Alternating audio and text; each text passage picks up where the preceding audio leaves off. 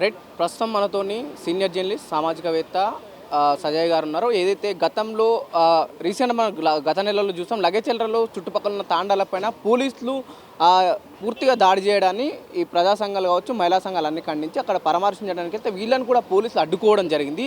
ఇప్పుడు పరిస్థితి ఎలా ఉంది అక్కడ? నిజంగానే ఇప్పుడు కూడా నిర్బంధంలో కొనసాగుతుందా ఆ చుట్టుపక్కల ఉన్న తాండాలన్నీ? వీటిపైన మనం మాట్లాడే ప్రయత్నించుదాం. అక్క, మీరు మహిళా సంఘాలు కావచ్చు, ప్రజా సంఘాలని పరామర్శించడానికి వెళ్ళినప్పుడు గతంలో ప్రభుత్వం మారాలని కొట్లాడిన వాళ్ళని ఇప్పుడు ప్రభుత్వం మారిన తర్వాత పోలీసులే మిమ్మల్ని అడ్డుకుంటారు ప్రజల తరపున మాట్లాడకుండా. ఎట్లా అనిపిస్తుంది? ఆ! చాలా అంటే ఒక మార్పు కోసము ప్రజలు ఇచ్చినటువంటి తీర్పుని సంవత్సరం తిరగకుండానే ఈ రకంగా చేయడం అనేది నిజంగా దురదృష్టకరం అది. ప్రభుత్వం ఇప్పటికైనా సరే మళ్ళీ ఒకసారి పునరాలోచించుకుని, విమర్శ చేసుకుని ఏం జరుగుతోంది, వాళ్ళు తీసుకోవాల్సిన చర్యలు ఏంటనేది మాట్లాడాల్సిన అవసరం ఉన్నది. లగచర్లలో నిజానికి అక్కడ మేము మహిళా సంఘాలుగా వెళ్ళింది. మాకు అక్కడ మహిళలు చాలామంది ఫోన్స్ చేశారు, మెసేజ్లు పెట్టారు. మీరు రండక్క, మీరు మహిళా సంఘాలుగా వచ్చి మాతో మాట్లాడండి, మా గ్రామాల్లో ఇలా జరుగుతోంది, మేము 9 నెలల నుంచి ఇట్లా ఉద్యమం చేస్తున్నామని కూడా చెప్పారు వాళ్ళు. పోలీసులు ఎప్పుడైతే గ్రామాల మీదకు వెళ్ళి అర్ధరాత్రి పూట దాడి చేశారో ఆ తర్వాత మాకు వాళ్ళ నుంచి ఫోన్ వచ్చింది. అప్పటి వరకు అక్కడున్నటువంటి మహిళా సంఘాలే వెళ్ళి వస్తూ ఉన్నారు, మాట్లాడుతున్నారు, అంతవరకు అయింది.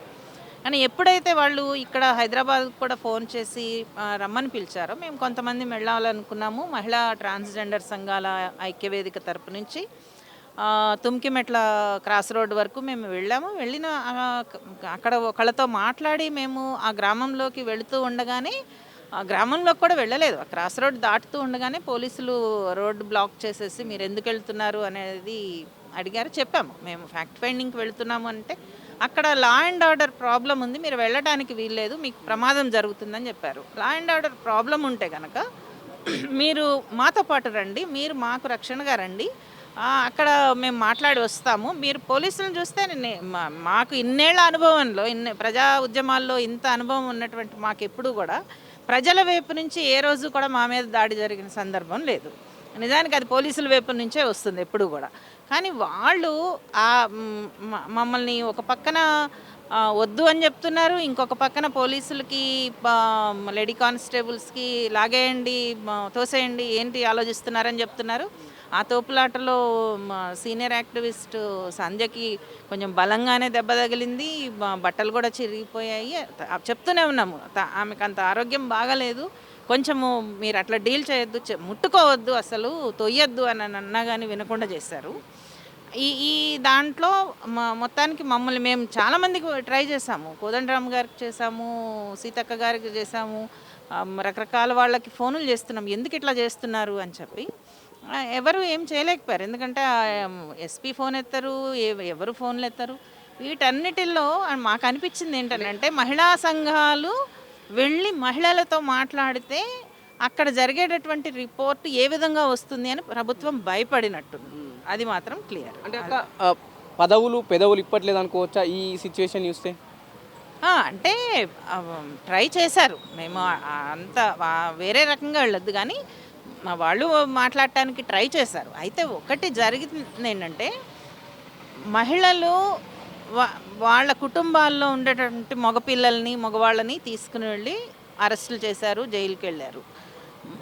ఆడవాళ్లే ఉన్నారు, వాళ్ళ మీద దాడి జరిగింది. వాళ్ళు మాట్లాడితే నష్టమేముంది? ఇది జరిగింది చెప్తారు, ప్రాజెక్ట్ ఎందుకు వద్దనుకుంటున్నామో చెప్తారు. కానీ ఇక్కడ ఏమనిపిస్తుందనంటే అసలు ఇది నా కాన్స్టిట్యుయెన్సీలో నేను చెప్పిన దానికి ఎందుకు వ్యతిరేకిస్తున్నారు అనేటటువంటి ఒక అహంభావపూరిత ధోరణి తప్పించి ఏ రకమైనటువంటి ఒక ఆలోచనాత్మకమైనటువంటి ధోరణి ముఖ్యమంత్రి గారి వైపు నుంచి కనిపించలేదు.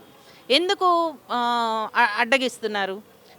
నిజానికి మీరు గనక చట్టబద్ధమైనటువంటి ప్రక్రియల్ని, భూసేకరణకు సంబంధించినటువంటి అన్ని రకాలైనటువంటి చర్యల్ని చేపట్టి ఉంటే ప్రజల్లో ఇంత ఆందోళన వచ్చేది కాదు.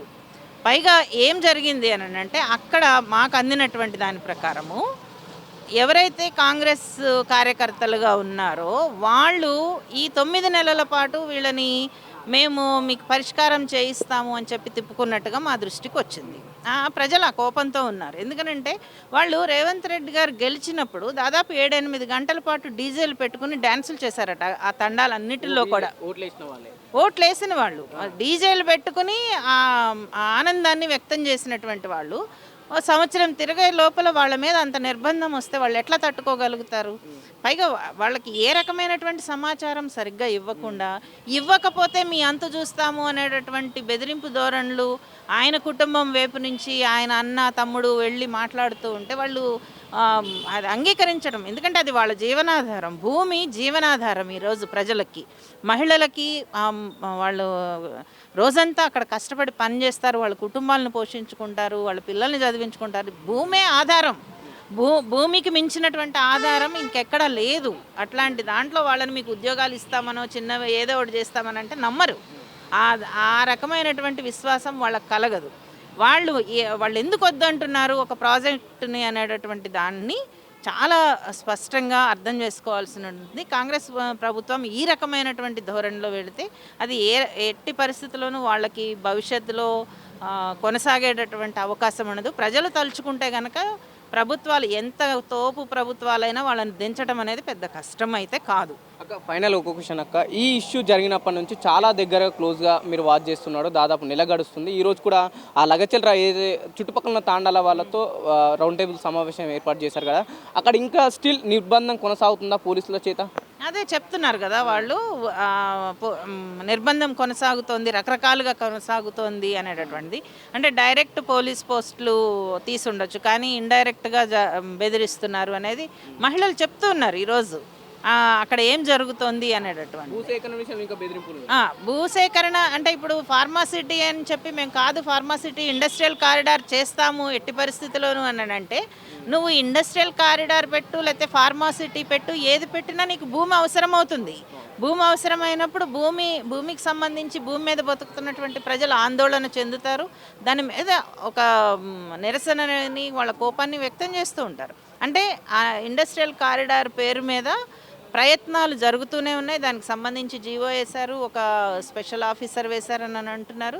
వీటన్నిటిల్లో కనిపిస్తున్నది ఏంటంటే ఒక విచక్షణ లేకుండా ప్రాజెక్టుల్ని ముందుకు తీసుకురావటము, ఒక ఆ కంపెనీలు ఎవరో, దానికి సంబంధించినటువంటి వాళ్ళు ఎవరో, వాటి చరిత్ర ఏంటో, వాటి అనుభవం ఏంటో, వాళ్ళు ఇక్కడికే ఎందుకు వస్తున్నారో ఏ రకమైనటువంటి సమాచారము పబ్లిక్ డొమైన్లో లేకుండా ఇష్టం వచ్చినట్టు ప్రాజెక్ట్స్ అభివృద్ధి పేరుతో మాట్లాడుతున్నారు. మీరు భూములు ఇవ్వకపోతే కనుక మీకు పెన్షన్లు ఇవ్వము, లేకపోతే మీకు అది ఇవ్వము ఇది ఇవ్వము అని అంటే it's a human rights violation.